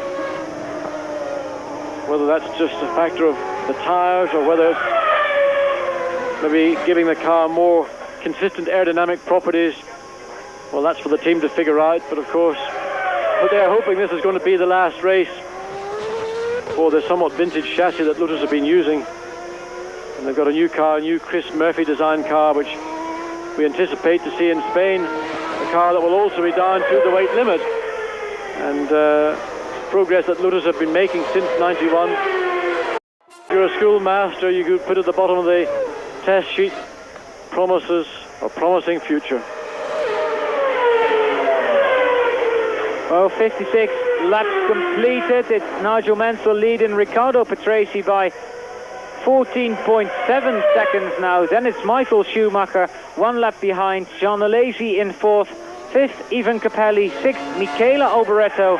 7th, Gianni Morbidelli. And 8th, Mika Häkkinen in front of Carl Wendlinger and Christian Fittipaldi moving up to 10th place. And that new Lamborghini engine in the back of Fittipaldi's car and also in the back of Morbidelli's car. Well, it's not bad. The engine is very good. I spoke to Daniele Ardetto. He's the man from Lamborghini, and they reckon the engine's producing something around 700 horsepower, which they're quite pleased with. And that's in the car, not just back in the test bed in Italy, where they tune the old test room to make it hyper competitive there, but that is in the car. Well, there we got a stop. That's one of the, well, we can't quite see who it is. Look like, well, what does it look like? Well, there's Christian Fittipaldi out. Christian out of his home Grand Prix. His pulse rate being under the 67 at the moment. I think that'll go down pretty rapidly. But very sadly to see Christian Fittipaldi. He qualified for his first Grand Prix. He said, or his father Wilson actually said, it's the hardest race of the year and it's the best race of the year. The hardest because everybody expects so much. And he says the best because we're back in Sao Paulo. But after 57 laps, Christian's race is run. Well, he's going to have many opportunities in the future to shine here at Interlagos, a circuit where his uncle Emerson, who's racing today in Phoenix in the second of the kart races. Emerson won here. He won the inaugural Brazilian Grand Prix in 1973 in a Lotus 72, one of those black and gold Lotus 72s. But Christian undoubtedly will have his day here at Interlagos. But today he was running in 10th place. His race is finished, and his pulse rate undoubtedly dropping with his disappointment. Well, coming into the pits is Carl Wendlinger, so probably his race will be run. That'll move JJ Leto up to 9th place in the standings at the moment, and also for him a very sad ending to a promising weekend. Well, while all this is going on, there's an almighty battle for 5th place taking place between Ivan Capelli and Michele Alboreto. There's just under a second between 5th and 6th, and it's been like that for about the last 10 laps. Well, we haven't seen any pictures. We do see that Nigel Mansell now is 16 seconds in front of Riccardo Patrese. And let's hope that's traffic and that there's not anything wrong with Riccardo's car. Riccardo losing even more time, 17.3, but 121.2 and 121.6. They're just taking it comparatively easy because earlier in the race, lap 34, Riccardo Patrese did a 119.4, and that's a new lap record. Yes, it's just the luck of the draw with traffic. You catch a bunch of cars at the wrong part of the circuit at the wrong time, you can lose a couple of seconds a lap.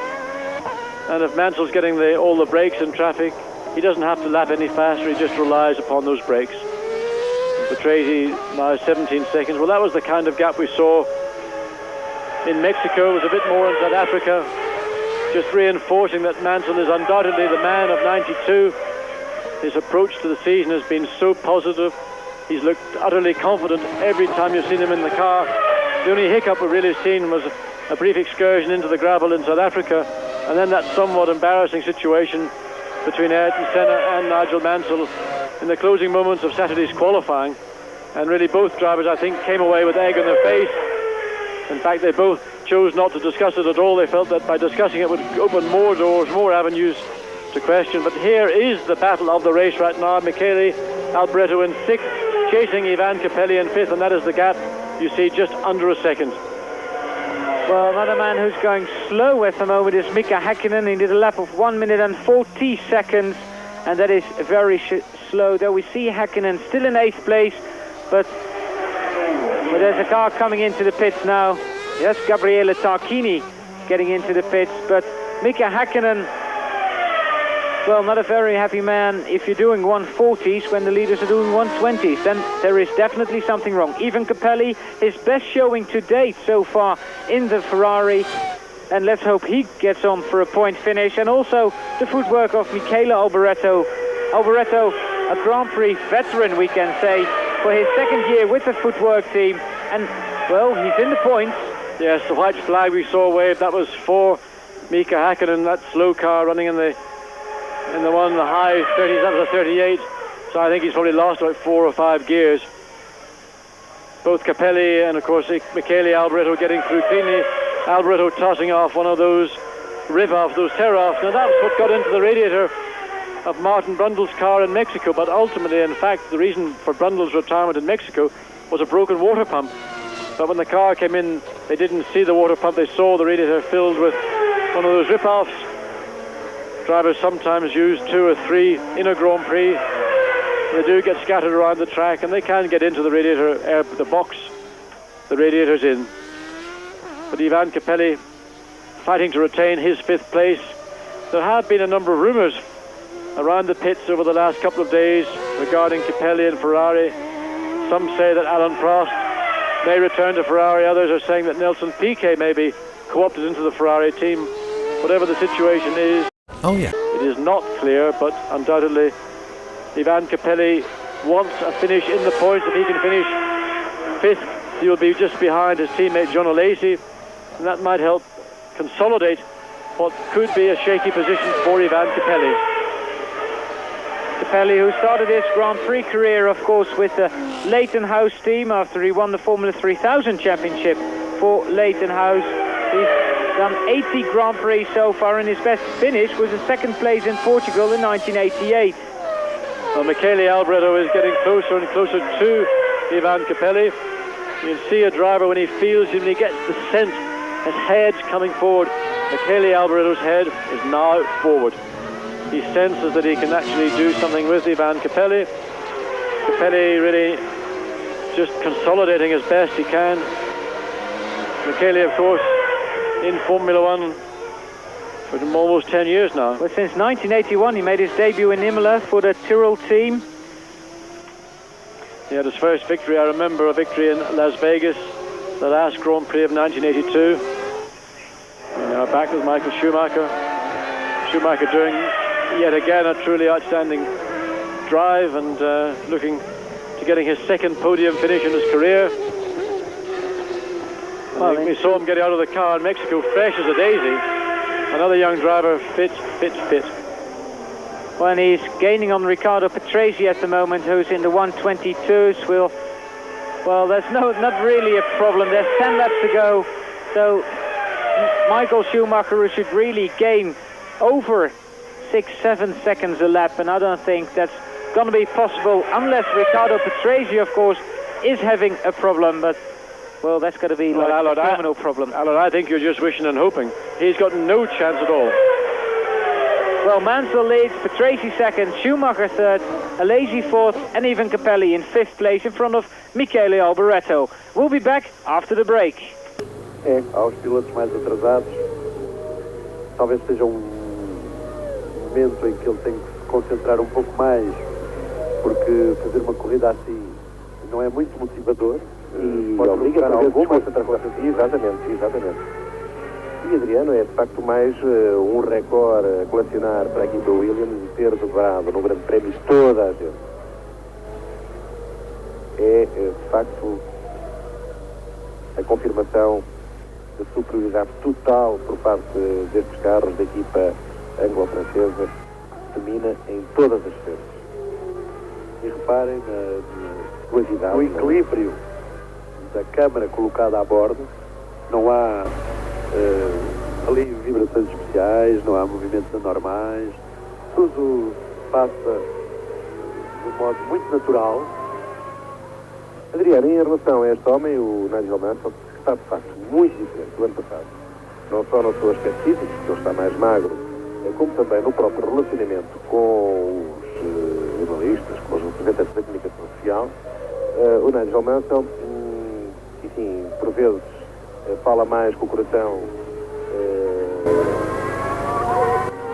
diz coisas, ou dizia coisas, por vezes desagradáveis, e nomeadamente quando teve as inteligências com Ayrton Senna, que ontem, e já hoje mesmo, depois do que passou nos 4 minutos finais do treino de qualificação, não acusou o brasileiro de qualquer manobra tendente a tirá-lo para fora da pista, até pelo contrário, disse que foi apenas um erro de ligação e comunicação, fez questão que ela ficou entre os dois, e que sentiu perfeitamente também a sua maior contraparte na saída de pista.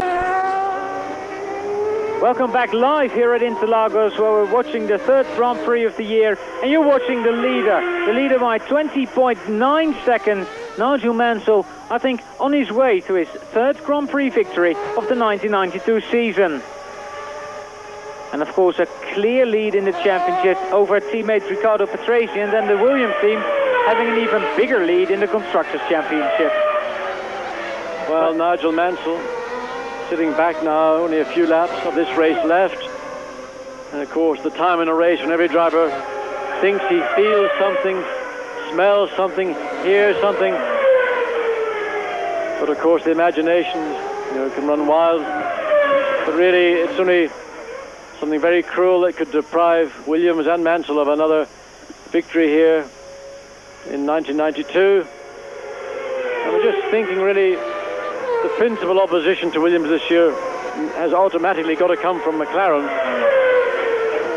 And they've got now virtually a month between here and Spain in which to do something. But I don't know what they're going to do, because we've seen the new Honda engine. It isn't powerful enough. The new McLaren chassis, well, it's really designed to work around active suspension. They're testing their active suspension again this week at Silverstone. They're being pushed by Williams into introducing innovations which they're not familiar with. The gearbox appears to work pretty well. I suspect that was the reason for Senna's retirement in the race. But Senna really just trying to manhandle his car around, and really it was only his ability and his brilliance that kept it in third place for so long. So right now Williams with Mansell and Patrese seemingly unbeatable in this 92 championship. Well, Alesi and Capelli in 4th and 5th behind Schumacher, this man Riccardo Patrese and Nigel Mansell, and it'll be the first points this year for the Ferrari team. They'll get 5 points so far if they both finish, and both drivers look like finishing. John, 1991 engines, they might not be the quickest, but they're more reliable than this year's engine. The engine is more reliable, but I have to say, I think if that engine was in a better chassis, the Ferrari would be a lot more competitive than it is.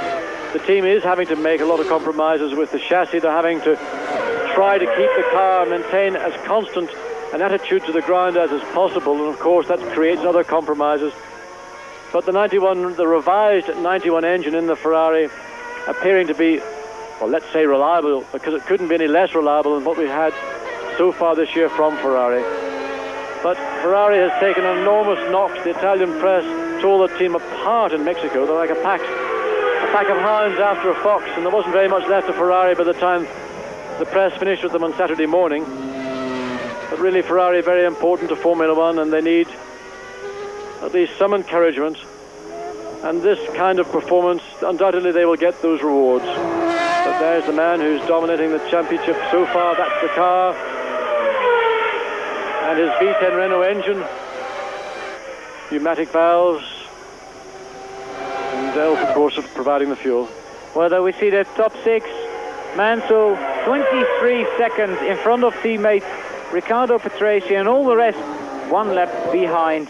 And all the rest is Michael Schumacher, John Alesi, Ivan Capelli and Michele Alboreto. 7th is Gianni Morbidelli, and 8th is JJ Leto. And JJ Leto is using a 1991 Ferrari engine in a Scuderia Italia chassis.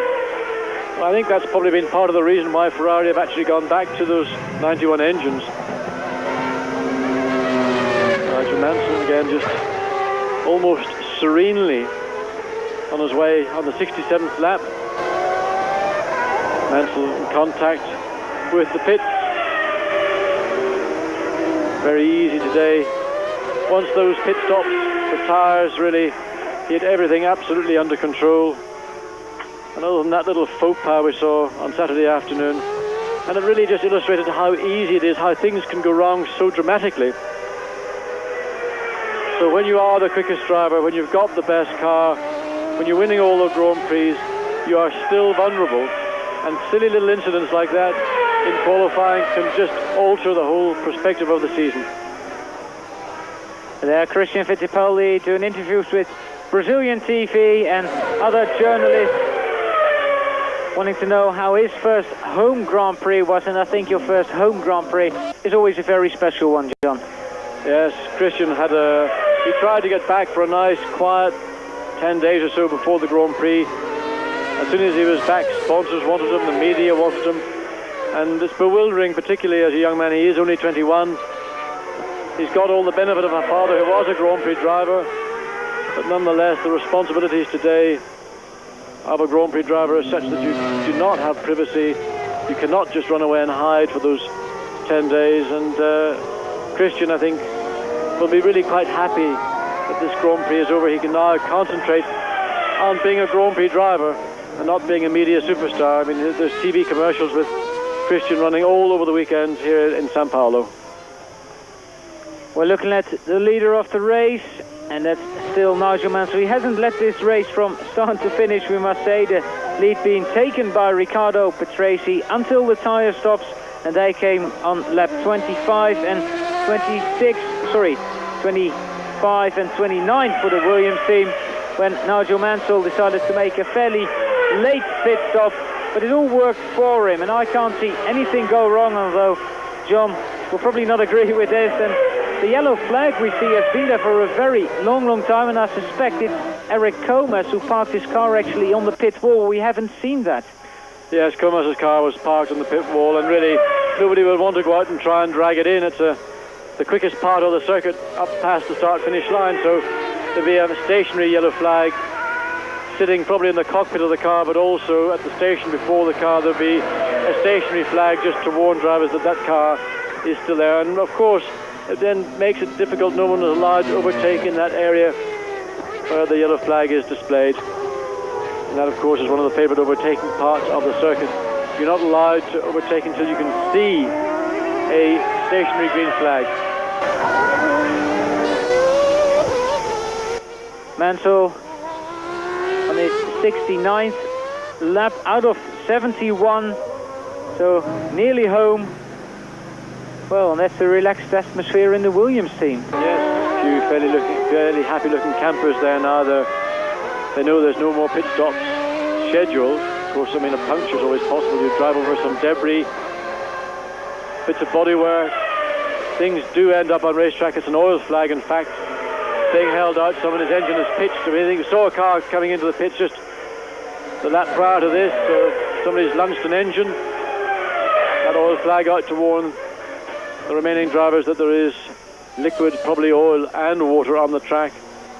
But in this temperature, with the number of cars still running, of course, it would clean up fairly quickly, but it has to be held out until the officials, the marshals, are quite happy that the entire field is aware that that hazard now has disappeared.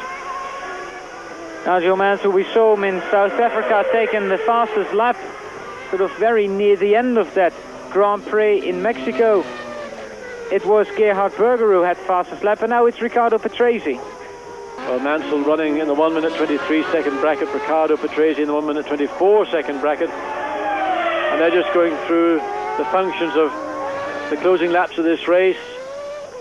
Now they're challenging Patrese, some 26 seconds behind Mansell. Two drivers who've done a very good job, a superb job all weekend.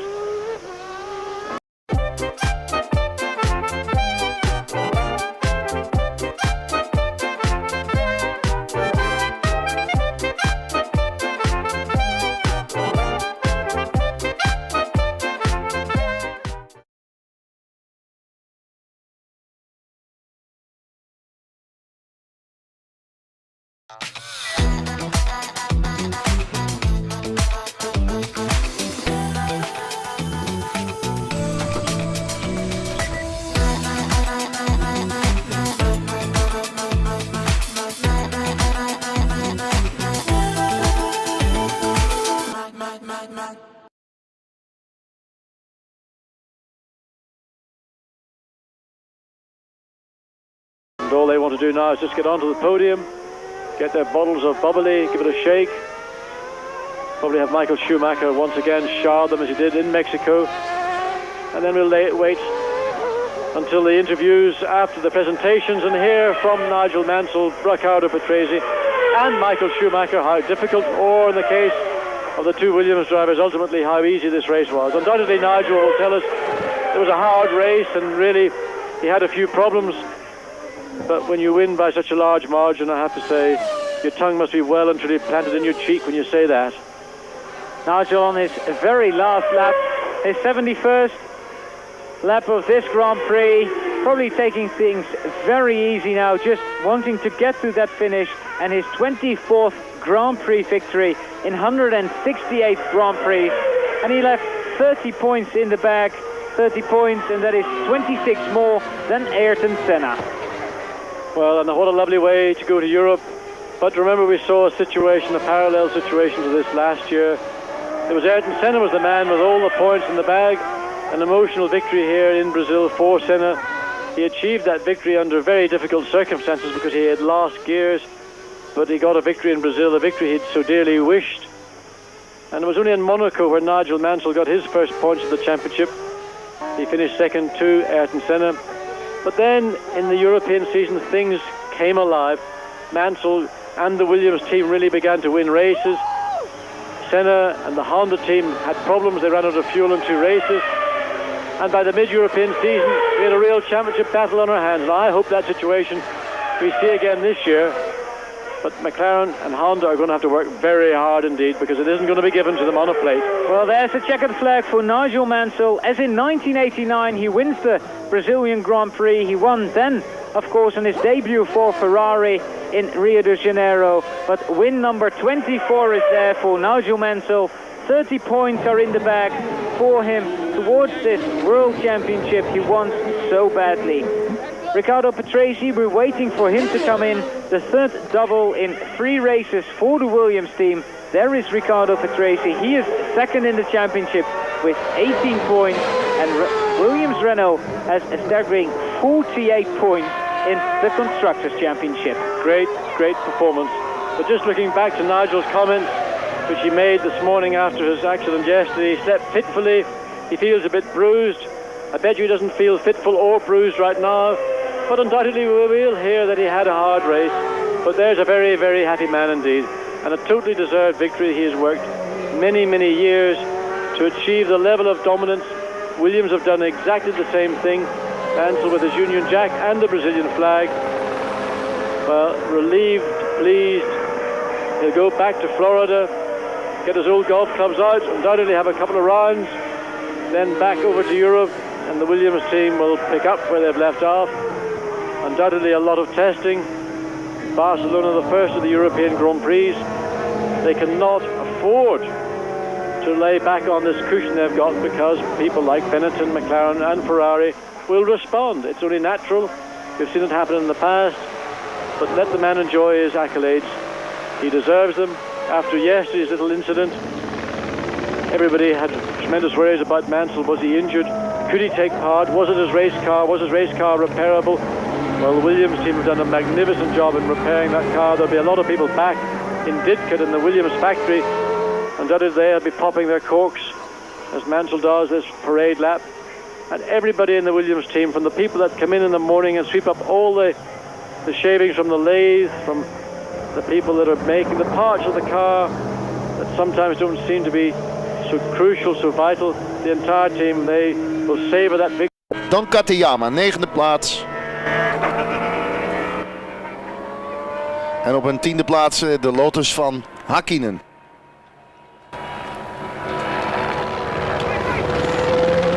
De snelste ronde in de wedstrijd werd gedraaid door Riccardo Patrese. 1:19.4, 3-0.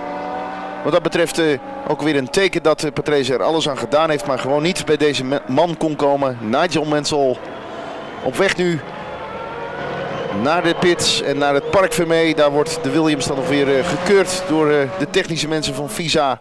We gaan natuurlijk de taferelen weer met u zien, het champagne spuiten. En waarschijnlijk, als het allemaal in het tijdschema past, de persconferentie. Handen los van het stuur nu, Nigel Mansell. 10 auto's zijn er slechts aan de finish gekomen en waren slijtageslag. 10 auto's aan de finish en dat betekent dus 26 uitvallers. Daar de Häkkinen op die 10e plaats. Mag toch ook tevreden zijn. Heeft in ieder geval de race uitgereden. En daar is Nigel Mansell.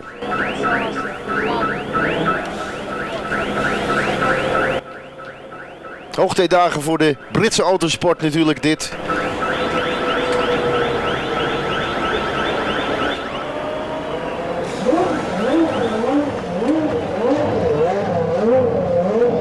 En dan komt een cordon van marshals hier. Om iedereen weg te houden van die auto's. En dan natuurlijk meteen de luiken dicht. Stel je voor dat we nog wat kunnen veranderen aan de auto's. Geheimzinnigheid ten top daar. En dan deze stand bij de constructeurs, bij de rijders, sorry. Mensel 30 punten, 10 maal een puntje, dus 10 punten voor een overwinning. En 3 overwinning betekent 30 punten. Dan Capelli, de chaser is. En ook Alboreto schaart zich nu in de mannen die punten hebben gescoord in het wereldkampioenschap 92. Herbert en Hakkinen hadden die puntjes al. Cesaris en Capelli scoort er ook 2. De Cesaris stond al in dat lijstje. Gejuich van de tribunes. Maar men had natuurlijk liever een Braziliaan gezien op het podium in de vorm van Ayrton Senna. Hier de beloofde stand bij de constructeurs.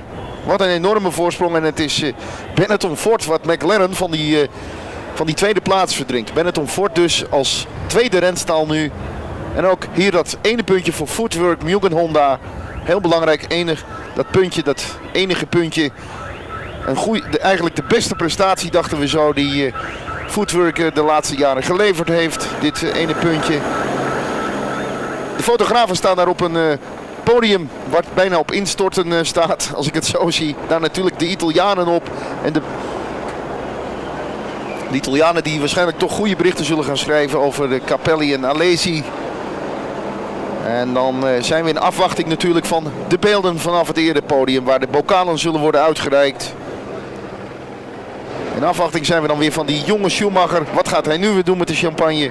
Vorige keer gooide hij het heel brutaal over de oude rotte heen. Patrese moest het ontgelden en ook Nigel Mansell. En dat zijn altijd weer leuke plaatjes. De spanning is eraf wat betreft deze wedstrijd. Maar we zijn natuurlijk in Barcelona weer helemaal terug. Met nieuwe auto's, nieuwe kansen en natuurlijk nieuwe prijzen. En dat allemaal op 3 mei aanstaande. Natuurlijk gaan we dan ook weer bij Eurosport die trainingen voor u verslaan. De warm-up en de allesbeslissende training op zaterdag. Gejuich van de tribunes. Dat betekent dat we de winnaar moeten gaan zien. Nou, dat is duidelijk hier. Daar is hij, Nigel Mansell.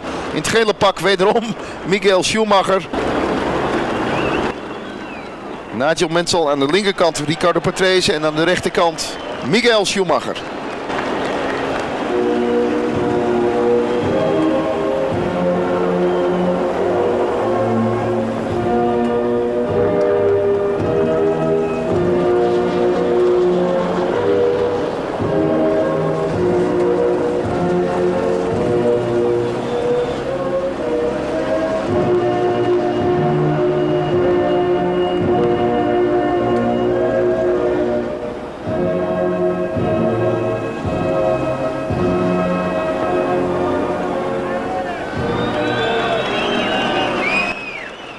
God save the Queen, God save Nigel Mansell.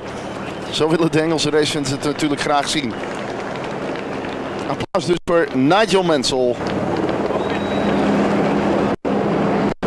In de 34e ronde dus de snelste tijd voor Patrese. 1:19.490. En daar is Schumacher, de bokaal in de hand. Kijk, die jonge Duitser daar toch eens blij mee zijn. Mag zo langzamerhand wel een grotere prijzenkast gaan aanschaffen. En daar is ook de bokaal voor Riccardo Patrese en dan nog een grotere bokaal. Het kan niet op hier in Brazilië voor Nigel Mansell. Gejuich. En natuurlijk het skanderen vanaf de tribunes. Mansell, Mansell, Mansell.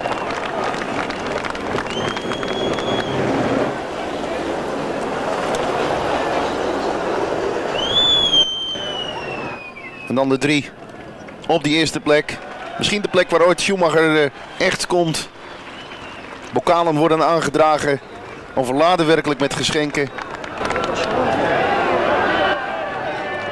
Tranen zelfs bij de Williams medewerkers.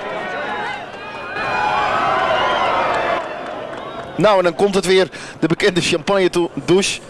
Wat zal de brutale Schumacher gaan doen? Wederom gooit hij het geestrijk vocht in de nek van Mansell.